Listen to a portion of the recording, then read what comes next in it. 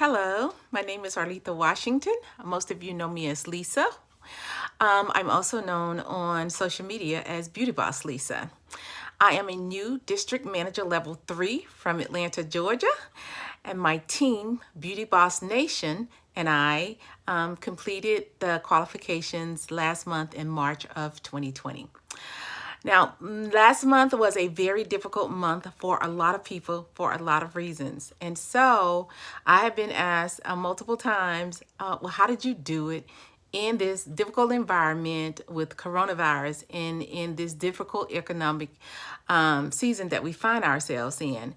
And so tonight, I just want to share just a couple of the reasons why we were able to complete this big goal the way that we did in the environment that we did it in.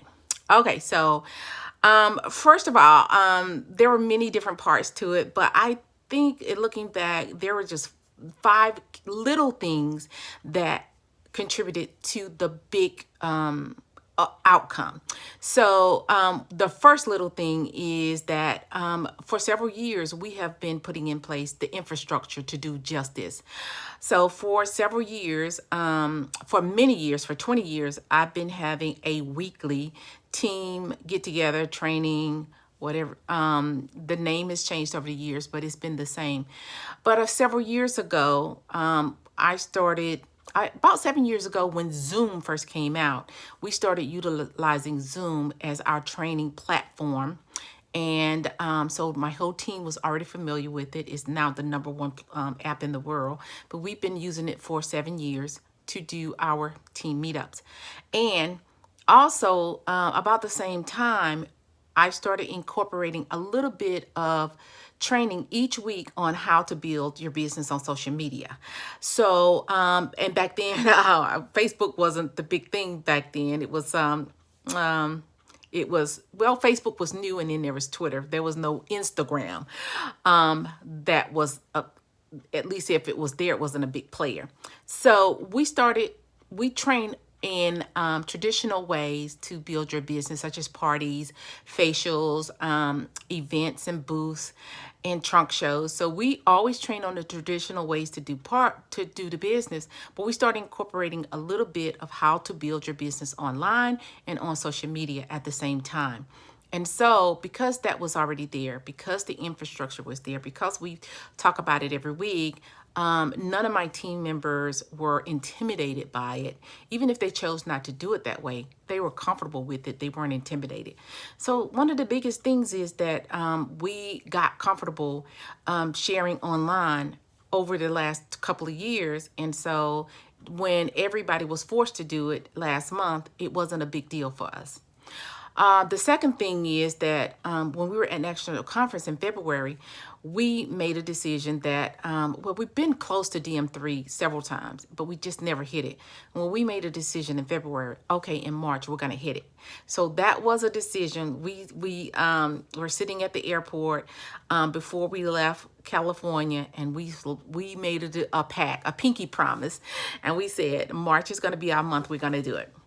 Okay, so the decision was made, and that was number 2. Number 3 is that we then planned it out, and it was pretty detailed, and everybody volunteered. For instance, one manager say, "Well, I volunteer to contribute $5,000 retail," and another one said, "Well, I volunteer to do 25," and then consultant said, "Well, I'll do 5, or I'll do 3, or I'll do 4," and so based on that, what each person thought that they could contribute, we mapped it out.